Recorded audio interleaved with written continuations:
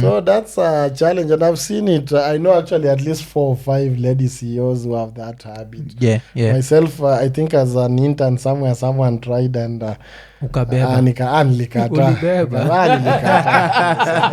But know some of these men are funny, and I'm not referring to that situation. Yes. Wengine sasa usiku pia unaitwa kwingine. Moja mbili. Unajua alafu mchana unapewa kazi kidogo wezi kata.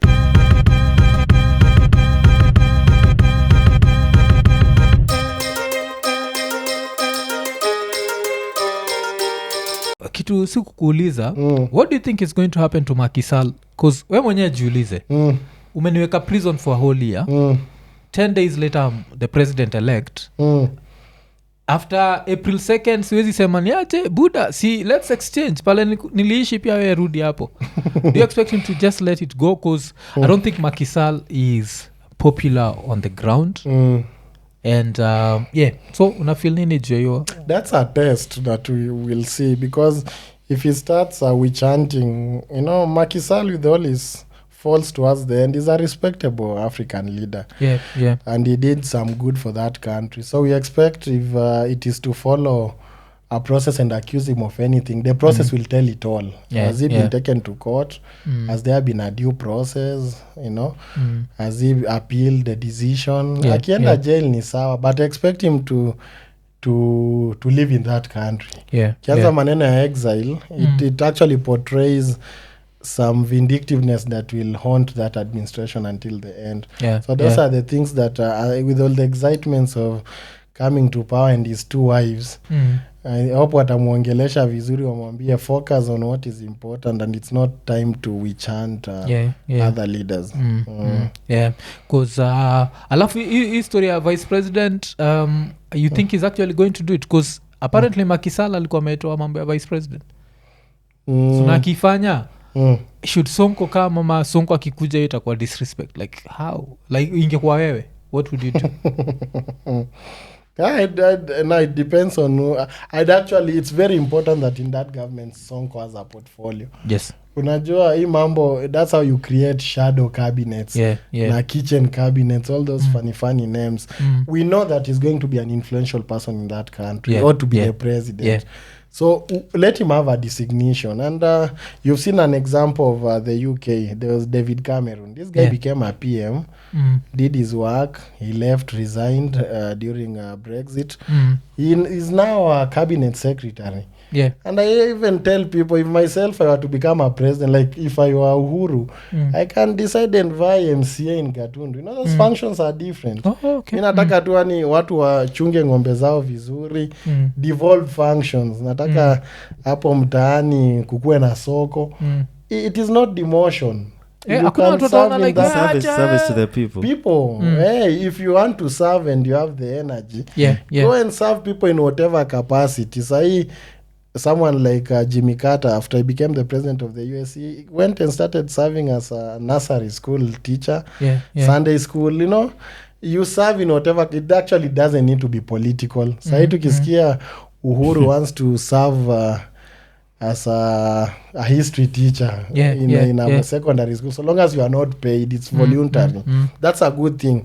So I'll be keen to see that this Sonko guy has a portfolio in that government. If he's an economist, I don't know his career, let him serve somewhere. If he's VP, serve hapo ndio tujue huyu mtu ako mahali. At least he's not pulling the strings from behind. So that you end up having a puppet as a president. Alafu tukiongea juu Sonko huko lazima tuongee juu Sonko wetu. So Sonko wetu majuzi, I saw like his death certificate. Have you ever seen it? I know also of another leader.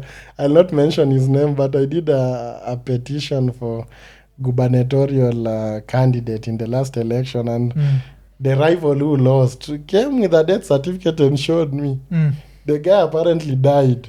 Who alilose alikuwa amekufa ama mwingine who alishinda mwenye alishinda alikuwa amekufa governor huyo rival wake akaniletea death certificate kwanza mse alidedi alafu committee akaniletea judgment mse before dead alifungwa committee so he got out changed his name he's now operating with another funny name and he's working and so doing his he was own in committee things. for what?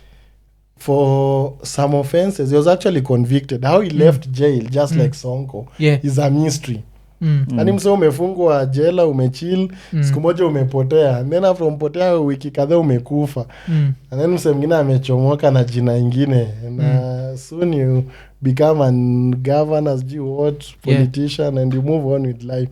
This is a very funny country because I remember even reading a newspaper article of Sonko being imprisoned in Shimolatewa. Yes. The way he left that prison. He left in a coffin. Hey, he left in a coffin. As in, see, that's why kuna hii death certificate. Death certificate came? Yes. Yeah. So this was... This country should be given a trophy, but the things that happen here... kumbe there's another one. There's another one. Parliament imejaa zombies. There's another. The certificate yake niko nayo kwa simu. It's there. And you wonder. And even if you look at the operation of that guy, you know, he's a very, you see, he apparently is a doctor. You know, he speaks, you think he's an illiterate. Yeah. Even his behavior himself is shady. Again, nobody knows which side of the county he comes from. Nasikia sija anatoka huko mtu mwingine anasema hapana, this guy comes from the other end.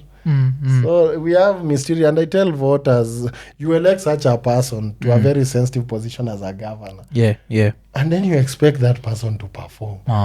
You must be crazy. This person from its very, you know, he has lived all his life as a fraudster.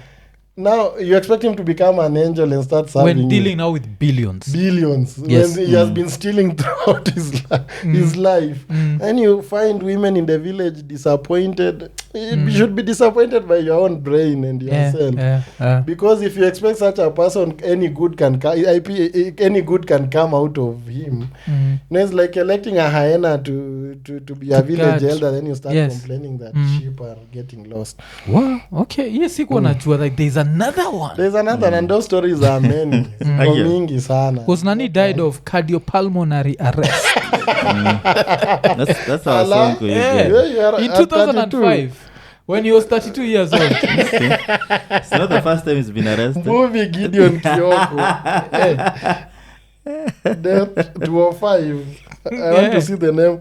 This Wambua, he should come out and tell us whether this is his signature or not. Crazy. But it's such an interesting country. Like now, nobody cares about it. Now, Nikki, if I'm in court and I'm arguing my case and I'm saying like I should be a governor because I ran against a dead person. You see argument. It's not legal. Dead person anatokea huko. Amekaa hapo nyuma yake asema I'm dead. Am I dead? But now you see, and it's always a valid argument. Even now in the US, that's the argument that is raging. And I remember Matiang'i mentioning it very eloquently before elections. Yes. You know, when someone is tainted with so many scandals like Sonko, a good leader who I respect in other aspects. You know what happens? Like now, Trump has more than, I think, 4 indictments in different states in the US, including even federal charges. What happens is that that person is presumed innocent until proven guilty. That's one mistake Sonko made. Sonko could not have allowed that impeachment. You know, that's the only reason. Waluke was jailed, I don't know, for 90 years. He's still a member of parliament. And I'm sure he was advised. He could have just resigned a minute before they go to vote. Now he could be governor of Nairobi or maybe Mombasa. So that's the conviction that prevents him from holding public office under Chapter 4. So he can never hold going forward? Never. Okay. Never, until the law changes. That's his tragedy. So he made that mistake. So what happens is when a candidate, like now before election, Matiang'i tried to expose some candidates in that election for wash, fraud. You know, someone like this guy for Bungoma, I'm told is campaigning to be the next governor for Bungoma, the MP for Kimilili. What is his name?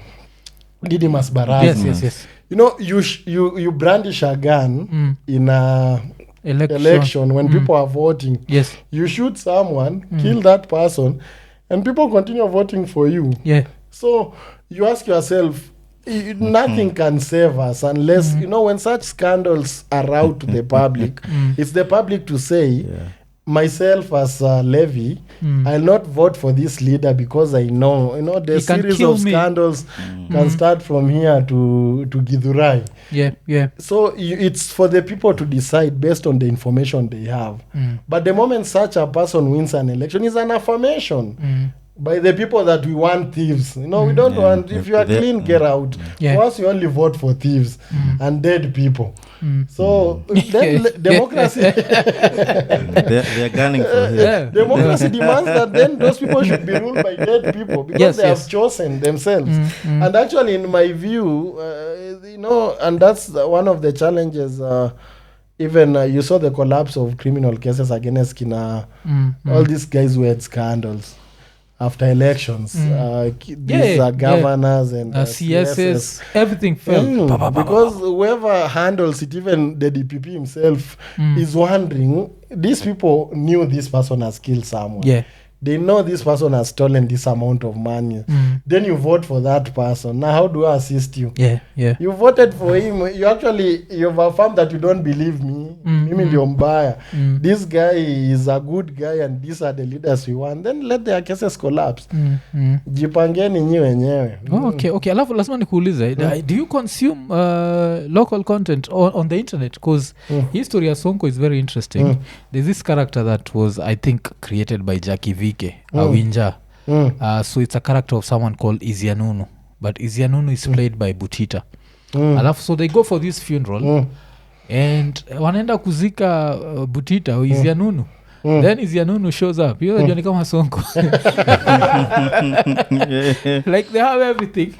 But credit lazima tupatie Sonko, I think, the fact that after death he changed his life. He's done a lot of good after death, because this other guy will onongea juu yake. What has he done with his life after death? He went and had a conversation with Sagodi. Sagodi told him, I'm returning you as a governor, not as a petty criminal. Ensure you impact lives. Now, I think the credit you can give Sonko, which other leaders should follow, and I think it has is way of politics has somehow influenced, actually substantially, politics in Kenya. You must have touch with the people and some level of compassion with people. You know, if you are elected an MP of an area, when you are called upon, kuja ground, see what people are doing, whether you can assist, bury all of them. Their relatives who are dead. Try to assist within your level. I think it's a good thing. But some of these things are reflections of democracy. And Kenyans is not, I've seen someone saying they like bad boys. I don't know, bad boy mentality. No, I think it's the moral fabric of our society. These leaders, we admire them. If I were in a position of whoever, I could have stolen as much. That's the only reason, stole as much. That's the only reason you vote for that person. And even mkimtoa after 5 years, mngine aletu, it does the same thing. So what we say in political science is that a leader is a reflection of the society. You know, you elect your very best. Sonko ni ule mseani life imempiga hadi akakufa akafufuka. He's the very best of the society. The very best. How many people have managed that in the society? Very few people. So those are mentors, they are role models, and that shows what the Kenyan society is. And to change that society, you can't change from the very best. You come to people kwa ground. They are the only ones who can initiate any substantial change. So mesema Sonko is Izianunu. I love that character. Kabisa. Alafu tukitoka hapo kidogo, there's something I need your 2 cents on. I don't know, because we comment about it. I don't know if you're allowed to comment about it, but umekuwa ukifuatilia historia akina Joe Mfalme? Yes. So from the outside looking in, how are you seeing it? Like that case? It's very interesting. I think I saw they were charged in murder. Murder as described under our law is unlawful killing of another human with something we call malice aforethought. So you must have intentions to kill that person. Kama sahii tukiongea anything hapa or tukikuwa tunaagi or I want to snatch this tablet, ndio siambie watu Sonko alikufa akafufuka. While I'm snatching it I hit you and kwa sababu kona shida ya neck huku you die, then ideally I should not be charged with murder because my intention was not to kill you. So there's an offense called manslaughter. If you kill someone unintentionally, kwa mnasukumana hapa msee amke kwa balcony ya die. So I'm here to get all the details, but what I heard is that the guy died later. So the prosecution has to prove that those injuries were directly related to his death. Is what DJ Mfalme and crew actually inflicted on him. And the second thing they have to prove is that DJ Mfalme had the intention of killing him. It was just a brawl. Naskumana. I don't know the defenses he'll raise. He has self-defense. If he was being hurt and he decided to defend himself, that's a defense. So that's why we have a fair trial, that if you are charged of this offense, if you can hire a good lawyer to defend you, then we can only know justice at the end. Okay. So it's good, and I appreciated the case of Joey because what is one of the best judges we have, actually, a very brilliant judge called Musyoka. Justice Musyoka. What she did... Nzioka. Actually corrected me. Confused the two names. What she did, she actually disseminated a case in a way mwananchi can understand. For the first time, even my mother was telling me, nimesikia kuna doctrine inaitwa last seen with, kikionekana na wewe na nikufe nafaa useme nani aliniua. So people have started understanding what happens in court, which is very good for our society.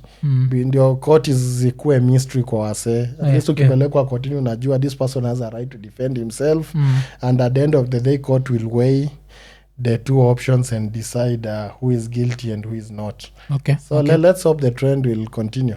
Alafu ya nani kuna nimekuwa nikiona people who've been arguing that Joey was jailed with a lot of circumstantial evidence. As a lawyer, do you feel the same? I've actually read the entire judgment and I find it fairly sober.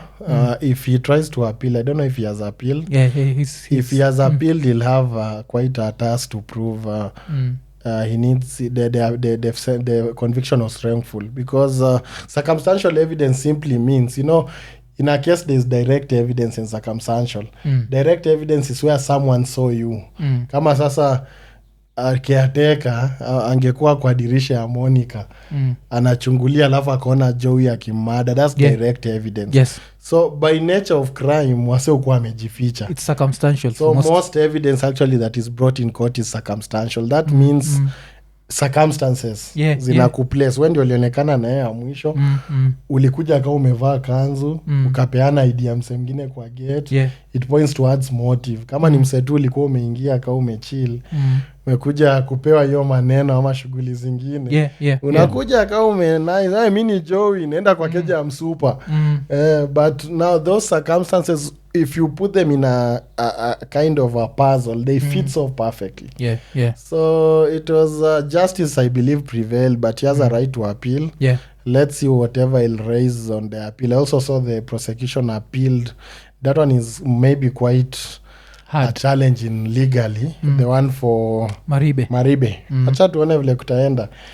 But we sympathize with him. Whatever he did, prison is not an easy place. It's not an easy place to stay. So if the state can say, because Maribe says that on that material night alikuwa na Sonko, wezi sema you can't be with a dead person. Maybe we don't have spiritual husbands.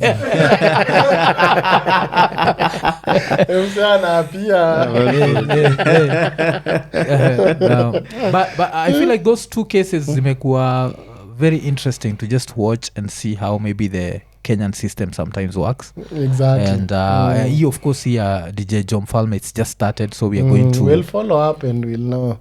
You'll always hear witnesses and you know a lot of things about the case as it goes on. Alafu, this has also reminded me, there's a certain case that I watched there's this series that this series should be on mainstream TV according to Mimi. This series ya John Allan Namu. It's called The Last Door. And I remember watching the story of the lawyer Willie Kimani. And I'm not a lawyer, and I was so angry. I don't know if you've watched your story, what happened to Willie, where he comes to represent someone and then this cop decides, I'm going to kill you. Is it the same as case files? That's a different entity. It's the same as case files, but I think now because Iko under kina Maisha Magic and it has a better budget. So it's really well done. Alafu najua Alanamu, like his level of it's so good. You'll feel like you are there. He paints. I didn't even know that walitoka court. Netflix. Yeah. Unajua the story is walitoka kwa court. They were abducted while coming from court. Yes. He's our colleague. Yeah. I know almost all the details of that case. From how did that make you feel as a lawyer seeing matters. That? Well, lawyers have different. All of us took oath to defend the Constitution without fear of favor. So there are lawyers who take that oath seriously. Some wakitishwa kidogo, they become a little bit scared. For me, I can't be threatened, man. Even with a gun, I took an oath, and I'm like a soldier. I took an oath to defend justice. So we fight for our clans under very hard circumstances. You wake up every day in the morning knowing you're going to fight for people and justice in general. And you don't need to fear. If your day gets to that level, wacha katambe. But you can't live your life in fear. Everything is a risk in Kenya or in the world. Even whoever does the simplest of jobs anaweza patikana na risk hapo. So I think it's a risky job, but just like any other. That's why it is a profession and people take oath, to appreciate that uniqueness of the job.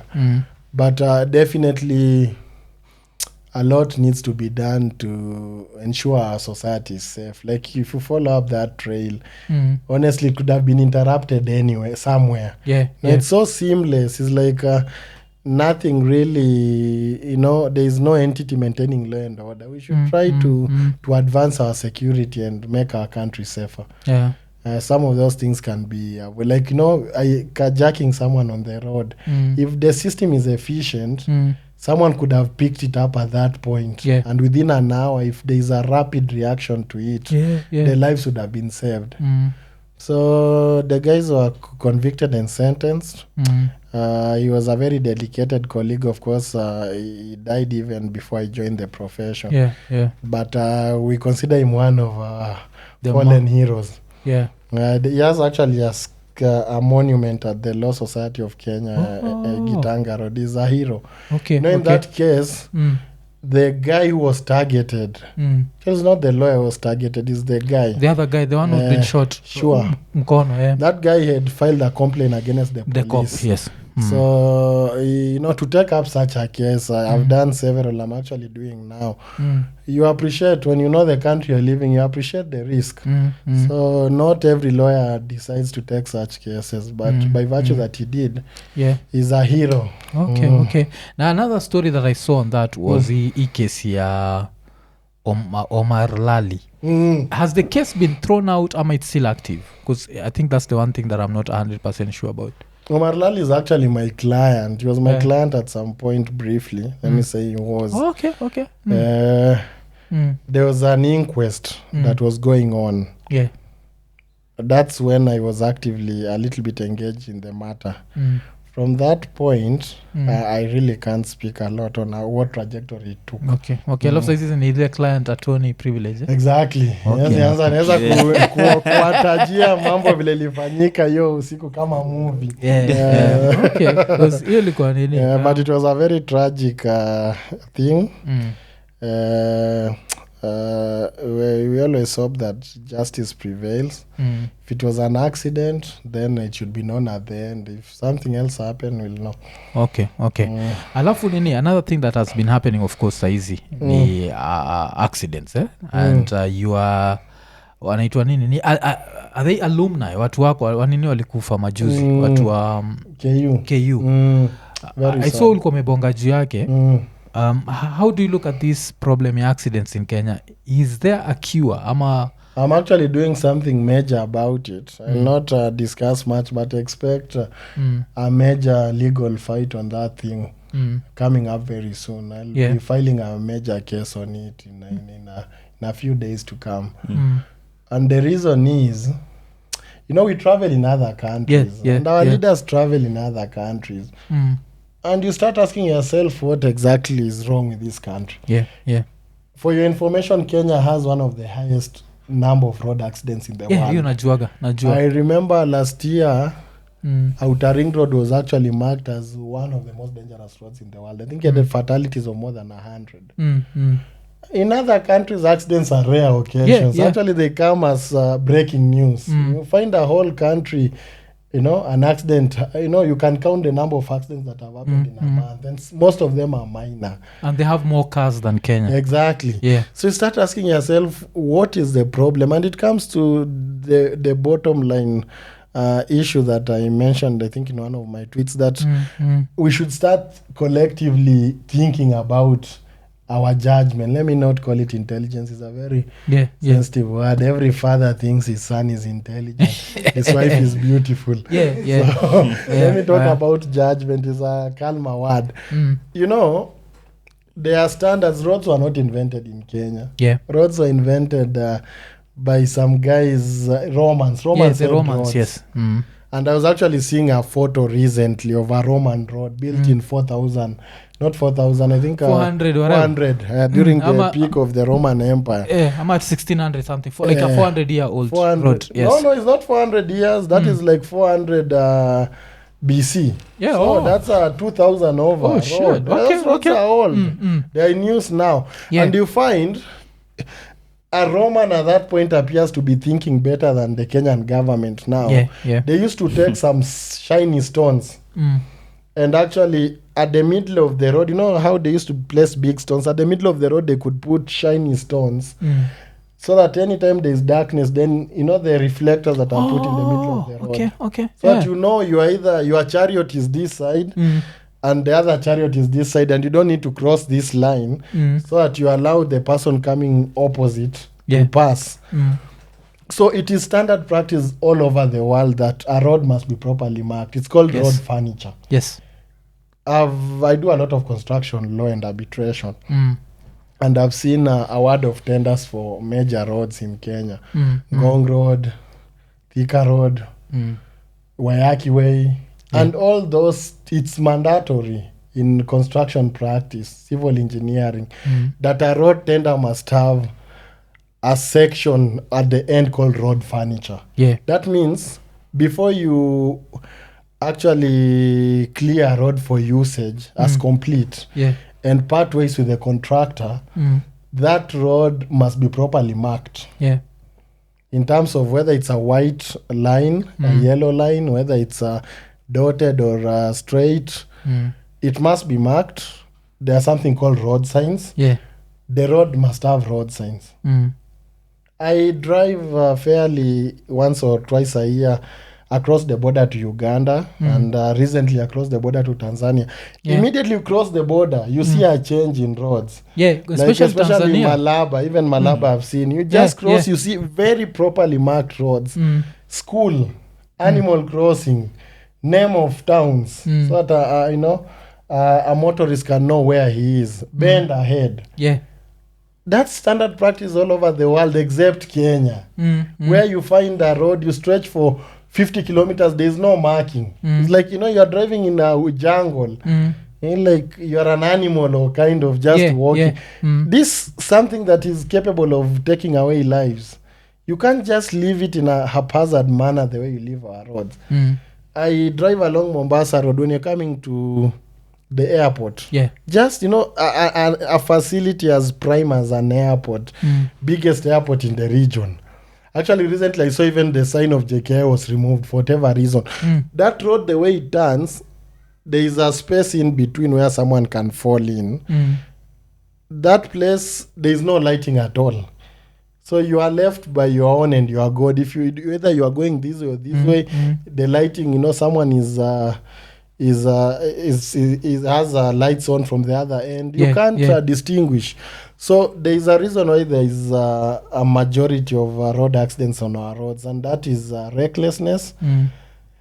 Actually, in modern countries, developed countries, you'll charge of manslaughter. If someone dies in such a road, the contractor of that road, the supervisor and the person in charge, if it's Kenha or Kera or Kura, you are charged of manslaughter. Ni kama the analogy I was giving you of taking this thing from your hand and beating you. Like you've killed someone without really wanting to kill, but you've killed that person. Out of failure to mark that road, you've killed a person. So in Kenya, roads are left that way. Nobody cares. And you know what? Money is eaten. Because to mark a road, just to mark a road for a kilometer, might take you as much as 4 to 5 million. So you can imagine 100 kilometers, that's 50 million or so. So people finish road, abandon, the contractor leaves the site in a raw form for people to die there. And it's money and goes. That's why we have the most poorly marked roads anywhere in a civilized country. And road accidents will continue. It's a violation of the Constitution, it's a violation of right to life, it's a violation of human dignity, it's a violation of socio-economical rights, it's a violation of international law. But who cares? Who cares? At some point, people should be brought to account on that. You find highway, Kera vehicles, plying our roads. You wonder what they are doing. Because bumps. Find one bump that goes up to someone's ass. Najua. You get there and you need to align your road parallel and move, your car. Move slowly. Another one is, 2 centimeters high. Another one is cubical. Another one is rectangular. Another one triangular, cylindrical. You wonder. And there are too what many. Is that? Do you need to be an engineer to know there's a problem here? Some are erected by people themselves. So we live in a shambolic nation, and some of these acts of negligence actually end up causing lives. And when someone dies in the road, someone remains an orphan, someone remains fatherless and stuff like that. All livelihoods are wiped out. People are left without means. It is very sad, and the Constitution of Kenya is not only there to solve political problems. It is also there to solve such basic societal problems that are causing lives. Because even an accident like ile ya Londiani, it just went evil. Kila mtu alizikwa and we moved Imagine. on. And there were so many people that died in that accident. People die out of negligence of, of people in authority, and nobody cares. You just sit and start talking kizungu mingi, jet bureau, what? Bureau, and we know why people are dying in those roads. They are left unmarked. Why should you allow trucks to park on the road without lights? I've actually suffered. I've almost died like 3 times. You drive along the southern bypass at night. Or Mombasa. You find a truck has parked or it's moving at night without lights. Without lights, yes. That's a grave that is in front of you, and you can fall in anytime. So it is the recklessness of our leaders, of people in authority, that are costing lives of Kenyans, and this must stop if you want to stop the whole problem. Because imekuwa shida sana. Because I remember it's a this big crisis. Someone that a friend of ours who's a journalist. I don't know kanaweza taka nimtaje, so sitamtaja, but he works for Reuters. There's a time that akiwa Kenya, that thing ya truck, he aliingia chini ya lori. Maze. The only thing that saved him ni your BMW yake was still, I don't know, it was still new ama also the ninis can say, but yes, but aliingia chini. So the same thing. There was no lights, there was no, na ilistall ikabaki kwa lane. Nobody so usiku especially your Friday night, Saturday morning, very careful. Una drive very carefully. Then someone messes you up and causes you to die. It's something that is very, very sad. And something has to be done about it. Okay. And then history ingine ya the doctor strike, what do you feel about it? Can they just be fired? Vile wanambua they keep being threatened with firing, yeah? I represent pilots. I've been in the labor courts for quite some time. During the pilot strike, I was done representing the pilots. Okay. The organization called CALPA. So I'm very familiar with such labor action. Yeah. And the doctors' strike is seriously supported by logic and facts. They have entered into agreements with the government. The government has defaulted grossly, quite irresponsibly. You agree with a person, you can't keep your word. People remain that way. Now doctor interns, do not even have a posting. When we were young, we used to be told, some of us who are top performers used to be told, why don't even study law, go and study medicine. The temptation was very big. Yes, I know that. There was an imagination that a doctor is immune from unemployment. Yes. That's not the case today. There is a number of doctors. When you hear Sakaja saying that he is going to fire doctors and they have others, that means there are doctors who are unemployed. You can imagine. It's a very sad case.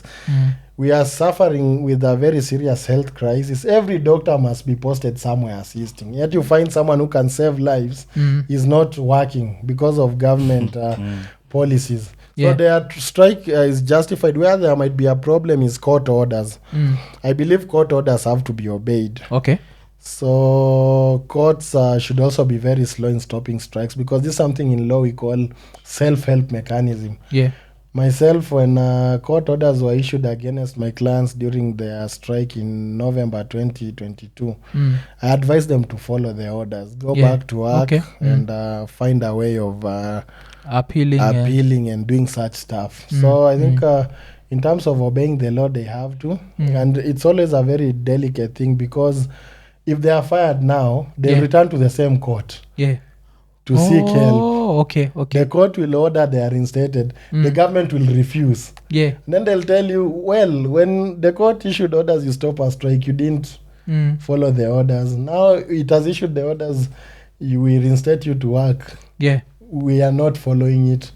So they should be very careful. They could have followed the court orders, obeyed them, then appealed and find a way of ventilating their grievances, but they are very legitimate. And I applaud their leaders at least for coming out and defending them. And let's hope our people who are dying in villages because of lack of doctors, we hope that the government, the elected, will do something so that they get very competent medical services. And then there's another thing, Takuliza. There's this photo that was going around, I don't know if you saw it, where the CS for health, NAKHUMICHA, yuko mbele, and then apparently amebebewa handbag na the chief of staff, Ministry of Health. So the question I was asking, because this, for as an African man, this is the most emasculating thing that can happen. If the chief of staff was to say, I'm not going to carry your handbag, and she fires him, does he have any legal recourse? Because I don't think kukubebe a handbag, especially if I'm more qualified than you, unajua ni zile za budajo ni kama saizi if I made the Minister of Justice and then I appoint you, alafu nikupatie handbag. I don't know if you understand the way it's disrespectful, because I know nothing about law. So can you say no? That now comes back, and that's why you need legal services in some of these small things you do, like a basic contract. When a contract chief of staff says, ensuring that the appointing authority gets to, runs her schedules well. Then at the end, you see any other services assigned to you by the employer. Oh, so so hapo ndio kubeba handbag inakuja. You've been legally speaking truthfully, you've been assigned a service. Okay. And it's part of what you agreed to do. You agreed any other service or assignment that is you are requested to do. So that's a challenge, and I've seen it. I know actually at least 4 or 5 lady CEOs who have that habit. Yeah. Myself, I think as an intern somewhere, someone tried and Ukabeba. Nilikata. But know some of these men are funny, and I'm not referring to that situation. Yes. Wengine sasa usiku pia unaitwa kwingine. Moja mbili. Unajua alafu mchana unapewa kazi kidogo wezi kata. Yes, you also a beneficiary in other fields. But other services. But let me ask, if the opposite was happening, could you be equally concerned?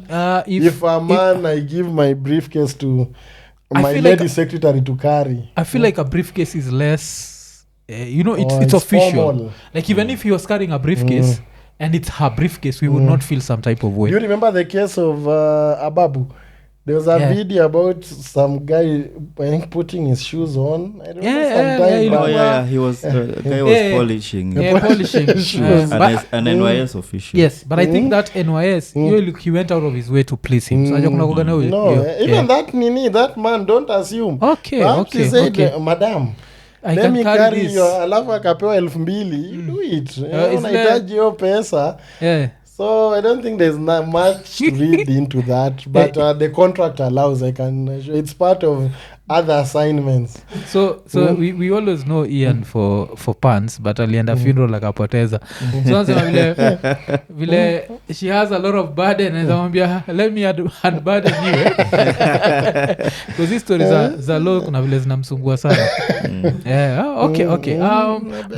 But sasa tukimalizia, are you still planning to run for political office? Do you feel like the intellectual margin has decreased in any way?